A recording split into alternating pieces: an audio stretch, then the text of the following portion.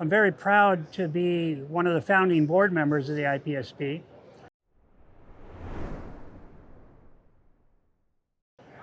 Prior to the IPSB coming into existence, I took over the ownership of the Executive Protection Institute in 2009. I went through the program in 1996. I became an instructor, and then I ended up taking over the ownership.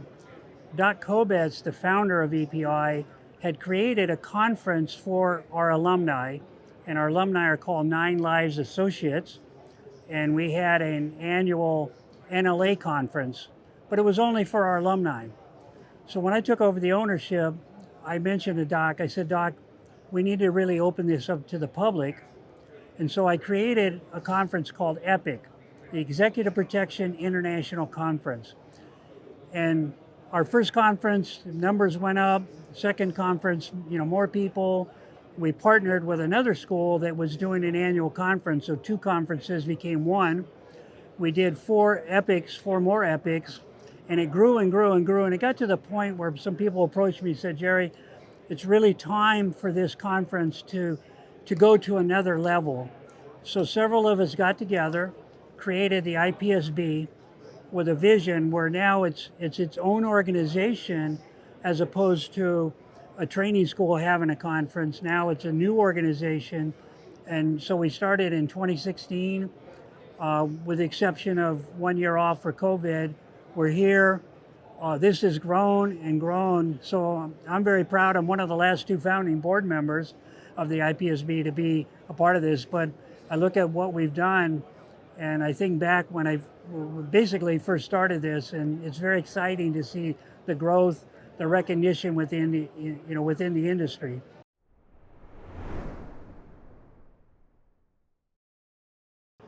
Our profession is unrecognized in certain areas. Even the people we protect don't really fully understand, first of all, that this is a profession, and people work hard to grow within this industry.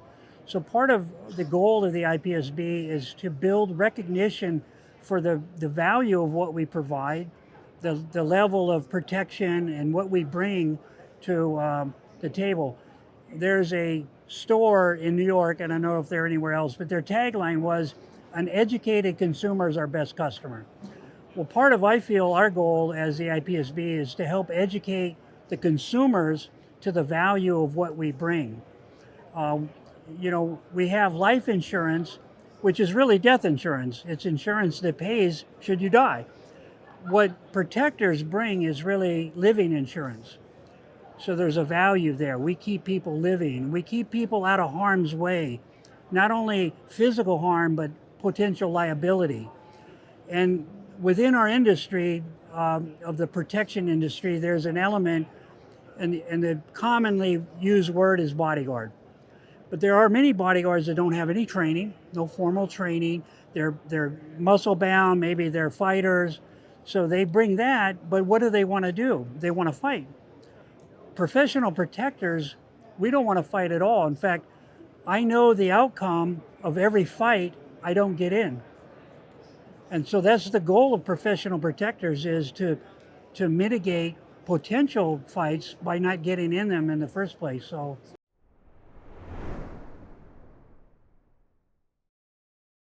the Executive Protection Institute, EPI is we're commonly known as, our goal is each person that comes in, we don't tell them, in this case you do this, in this case you do that. We have some examples of that, but the goal is that they would be able to figure out, based on the information we give them, of what to do in any given situation, even if they're by themselves. A lot of protection work is done individually. One individual assigned to, say, the CEO, which we don't recommend, but it's commonly that way in the industry. So that person has to be able to figure out at any given time what's the best option, what do I do, and to know it in advance. We say it's easier to decide when than what. So if something occurs, it's not the time to say, what do I do, what do I do? It's the time to already have a plan and then say, boss, we got to go. And boom, you already have a plan. So part of our the emphasis is to avoid problems, understand what the problems are, take steps to avoid those problems.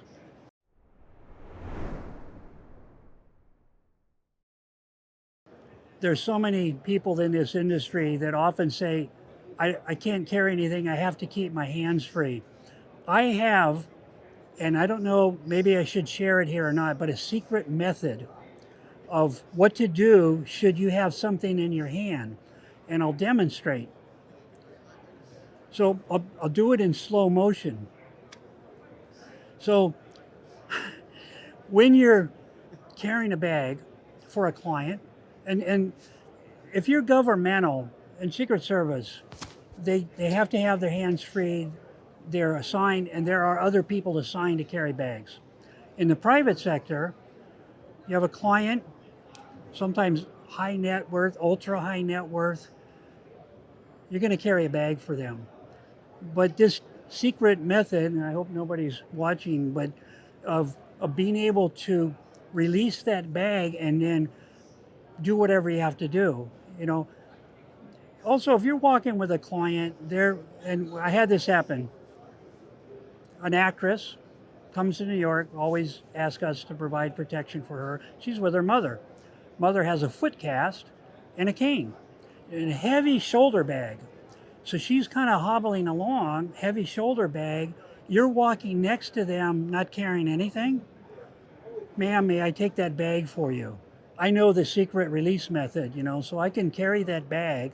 Now I blend in, I don't look unusual. Why is that guy not carrying that bag, So yes, we carry umbrellas, we carry bags. We bring added value to the client. And think about this, if our only value is to be there in case we're needed to be there, that's like a spare tire in the trunk. You get a flat tire, you pull over, you open the trunk, out comes a spare tire, and now you have value. And honestly, many people will have this experience. Why do we need protection? Nothing ever happens. So we know that, so we want to bring added value. So sometimes holding an umbrella, carrying a bag, doing things, walking the dog, buying a cup of coffee, bringing it to them is not unbeneath a professional protector, because we mitigated their risk.